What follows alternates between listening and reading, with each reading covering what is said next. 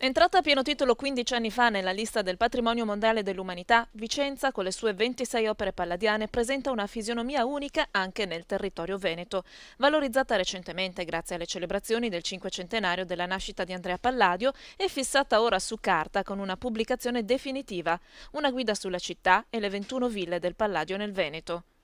Un libretto esaustivo di 250 pagine, agile e colorato secondo i percorsi proposti, che parte dal centro storico di Vicenza per poi sconfinare dal territorio UNESCO fino alle aree friulane, con brevi rimandi ad altri interventi palladiani. Avrà una funzione di stimolo per la comunità locale che vive a contatto continuo con un patrimonio artistico e culturale incommensurabile. Questa guida è un contributo che noi abbiamo avuto dal Ministero dei Beni Culturali come proprio ufficio UNESCO e come città che deve fare da coordinatrice di tutti i siti UNESCO della regione, e quindi è un riconoscimento importante. L'abbiamo elaborata all'interno degli uffici con la collaborazione di tutti gli enti regionali preposti, il CISA e i proprietari delle ville, che sono stati veramente di grande disponibilità. Realizzata grazie alla collaborazione del Ministero dei Beni Culturali, Regione, CISA e 20 comuni vicentini, la guida avrà una diffusione capillare e coinvolgerà tutte le 6 province venete che si dividono le opere palladiane,